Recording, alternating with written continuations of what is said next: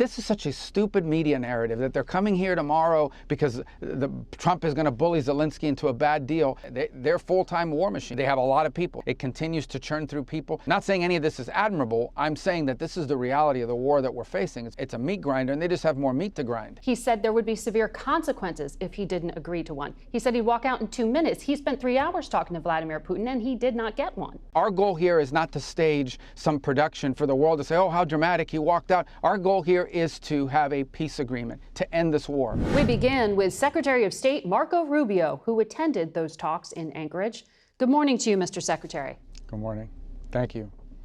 Vladimir Putin did not give President Trump the ceasefire he sought, and now Putin says the root causes of the conflict have to be resolved in a peace agreement. Isn't the root cause the fact that Russia invaded in the first place? Well, ultimately, yeah. But I mean, what he means by root causes is his long historical complaints that we've heard repeatedly. This is not a new argument. He's been making this for a long time. And it's the argument that it's Western encroachment. I don't want to get into it. It's just so long. But the bottom line is that all of, we're not going to focus on all of that stuff. We're going to focus on this. Are they going to stop fighting or not? And what it's going to take to stop the fighting. And what it's going to take to stop the fighting, if we're being honest and serious here, is both sides are going to have to give, and both sides should expect to get something from this. And that's a very difficult thing to do. It's very difficult because Ukraine obviously feels, harmed, and rightfully so, because they were invaded. And the Russian side, because they feel like they've got momentum in the battlefield and frankly don't care. Don't seem to care very much about how many Russian soldiers die in this endeavor. They just churn through it. So I think what the president deserves a lot of credit for is the amount of time and energy that his administration is placing on reaching a peace agreement for a war that's not a war that started under him. It's it's on the other side of the world. That said, I mean, it's relevant to us, but there are a lot of other issues he could be focused on. So tomorrow we'll be meeting with President Zelensky. We'll be meeting with European leaders. We just met with Putin. He's dedicated a lot of time and energy because he has made it a priority of his administration to stop or end war, stop wars or prevent them. And right now, this is the biggest war going on in the world. It's the biggest war in Europe since World War II. We're going to continue to do everything we can to reach an agreement that ends the dying and the killing and the suffering that's going on right now. Well, I mean, you know this well, how long these kind of diplomatic negotiations often take. President Trump was telling European leaders what was discussed was Putin demanding control of Donetsk, a region in the east that his forces do not fully hold. And the UK estimates that taking that full area could be as long as another 4 years. Putin also is demanding Russian be an official language in Ukraine and something regarding Russian Orthodox churches. Did the U.S. accept all of what Putin laid out at that table? The United States is not in a position to accept anything or reject anything because ultimately it's up to the Ukrainians. They're the ones that Russia has to make peace with. Well, the president said he did come to It's up to the Ukrainians to make these conditions. Well, the agreements were that we were going to try to do things like, for example, get a leaders meeting. We have to make enough progress so that we can sit down President Zelensky and President Putin in the same place, which is what President Zelensky has been asking for, and reach a final agreement that ends this war. Now, there were some concepts and ideas discussed that we know the Ukrainians could be very supportive of in that meeting. I don't think we're not going to negotiate this in the media. I understand that everybody wants to know what happened, but ultimately there are things that were discussed as part of this meeting that are potentials for breakthroughs, that are potentials for progress. We'll be discussing that more in depth tomorrow with our European allies, with the Ukrainians that are coming over. We'll be discussing all of these things because ultimately we do need to find areas where we're making progress and try to begin to narrow the gap between the two sides. But there's a reason why this war has been going on for 3.5 years, and that is when it comes to the big issues here, there are still some big differences between both sides. Let's see how much progress we can continue to make. It's not been easy, but it's something the president's made a priority, peace, and he deserves a lot of credit for that. But ultimately, if Vladimir Putin is going to be offered land that he has not seized yet, but negotiates his way into, doesn't this set a dangerous precedent that the United States now accepts this concept that it is okay to seize land by force? Well, Putin's already seized land by force, and that in and of itself is not a positive precedent. This whole war is a negative precedent. Are you demanding a withdrawal? Precedent.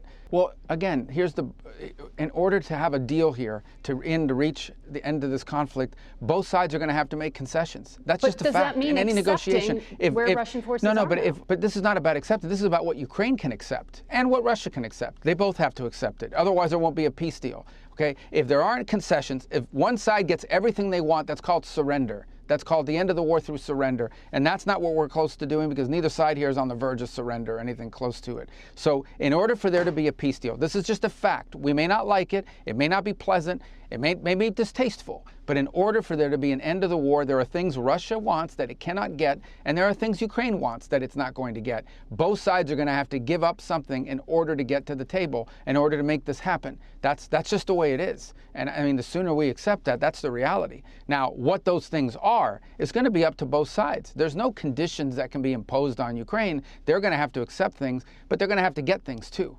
And so, for example, Ukraine is a sovereign country. They have a right, like every sovereign country does in the world, to enter into security alliances with other countries to prevent an invasion in the future, to prevent threats to their national security. That's not an unreasonable request. That's something that needs to be worked on. Territories will have to be discussed. It's just a fact. And there are things that maybe Russia's holding now that they're going to have to give up. Who knows? The point is, we need to create a scenario where that becomes possible, and that's why this has been so hard, because neither side up to now has been, willing to give on some of these things. But we'll see if that's possible. It may not be, but we're going to try, and we're going to do everything we can to try to achieve a peace. I understand you can't get into specifics in a public conversation, but we're looking at Russian troops and strikes intensifying. Did you hear anything from Vladimir Putin that indicated he is willing to make a single concession? Well, I think there are a couple. I mean, they were not enough for Ukraine. If not, we would be announcing a peace deal this morning, right? But certainly there are some things we noticed changes. There are some changes that I think are possible. I think there's some concepts that were discussed that could potentially lead to something. But again, all these things have to be verifiable. It isn't real until it's real. I mean, one thing is what you say you might be willing to consider. Another thing is your willingness to do it. And it always becomes a trade-off in all of this. But you talk about the intensifying strikes on the Russian side. Yeah, I mean, they're full-time war machine. I mean, that's what's happening. The Russian economy's basically been turned into a full-time wartime economy. They have a lot of people. It's a big country. It's not just large geographically. It has huge populations. It continues to churn through people. They lost 20,000 Russian soldiers were killed last month in July in this war. That just tells you the price they're willing to pay. Not saying any of this is admirable. I'm saying that this is the reality of the war that we're facing. It's become attrition in some ways. It's a meat grinder, and they just have more meat to grind. Well, let me ask you about the security that you just mentioned there, because Italy's prime minister says that President Trump revived the idea of security guarantees inspired by NATO's Article 5 and a collective security clause that would involve the United States. How does that work? Are these U.S. troops? Are these U.S. monitors? Well, that's what we're going to be working on. That's one of the reasons why, I talked yesterday to all the national security advisors, a bunch of them from the different European countries. There are European leaders coming here tomorrow, heads of state coming tomorrow, along with President Zelensky, to discuss this in more detail. I mean, the constructs of something like this needs to be built out. It's a concept is one thing, the reality, how it's built and how it would work is another. But those are the kinds of talks that we're going to be having with them, along with some of the other issues that are at play. But that is one of the, if you were to break this thing down, I mean, there needs to be an agreement on territories and where the lines are going to be drawn. That's not going to be very easy. That's going to be tough. I think there has to be some discussion about security guarantees for Ukraine, because they don't want this war none of us want to see this war in the future. They're a sovereign country. They have a right to have security agreements with other countries and security alliances with other countries. And then there's the whole issue of reconstruction. How do you rebuild the country? Well, potentially, like I said, that's what we're going to be having a conversation about, and that's what we're going to be meeting. That's why they're all coming here tomorrow, and that's why we've been talking on the phone for the last 48 hours with them, and even leading up to it throughout the week, there were various meetings just to sort of build out some of these ideas. So all of these right now are ideas, they're concepts that require some more specificity. We'll need to work with our partners to see what that looks like. And I think that's an area where potential progress is real, but that alone won't be enough. There's a bunch of other things that have to be worked through here. Yeah, well, Russia claims it has rescued 700,000 children. I know you know that the warrant out for Vladimir Putin's arrest is for the state-sponsored abduction of kids. I've seen estimates there are something like 30,000 Ukrainian children who have been abducted. Is the United States demanding, or at least even just as a statement of goodwill here, that Russia return these children?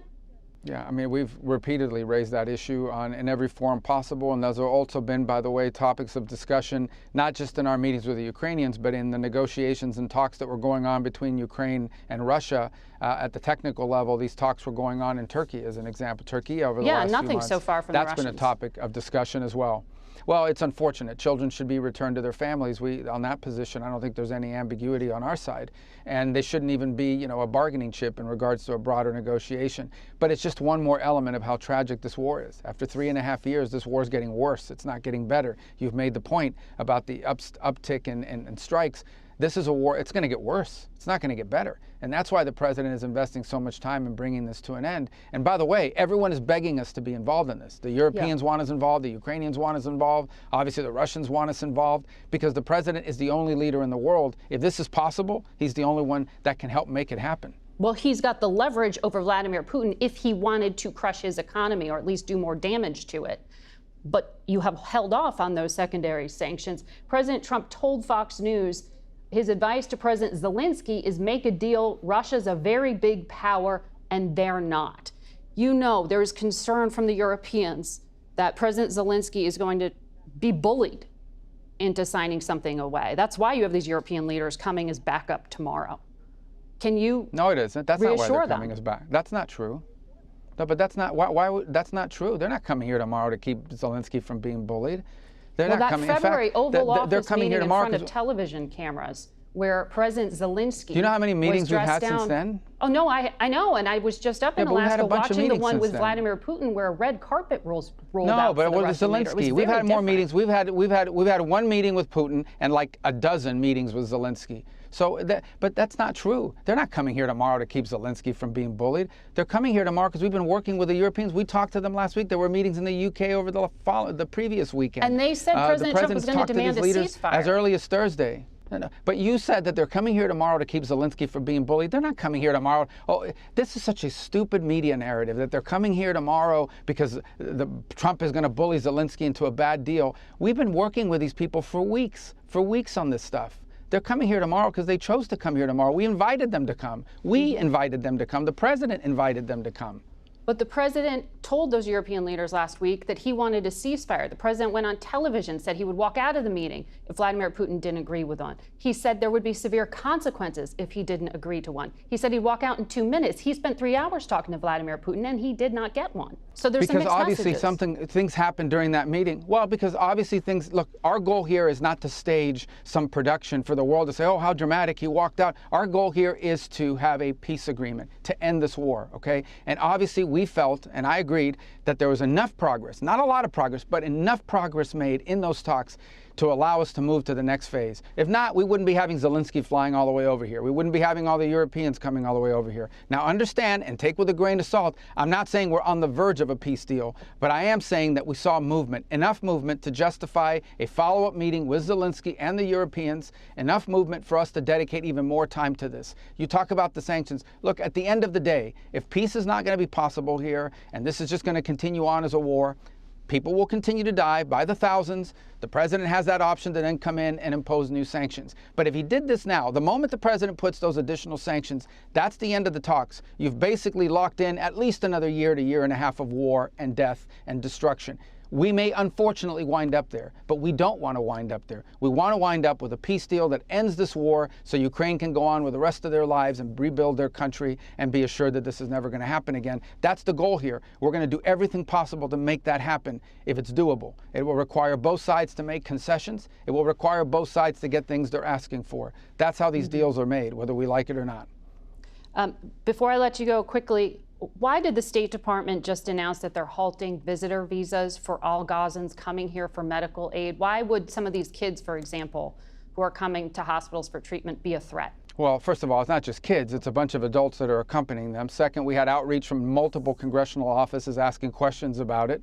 And so we're going to reevaluate how those visas are being granted, not just to the children, but how those visas are being granted to the people who are accompanying them. And by the way, to some of the organizations that are facilitating it. There is evidence been presented to us by numerous congressional offices that some of the organizations bragging about and involved in acquiring these visas have strong links to terrorist groups like Hamas. And so we are not going to be in partnership with groups that are friendly with Hamas. So we're going to pause those visas. There was just a small number of them issued to children, but they come with adults accompanying them, obviously. And we are going to pause this program and reevaluate how those visas are being vetted and what relationship, if any, has there been by these organizations to the process of acquiring those visas. We're not going to be in partnership with groups that have links or sympathies towards Hamas. Secretary of State Marco Rubio, we have to leave it there for this morning. Thank you for joining us. Thank you.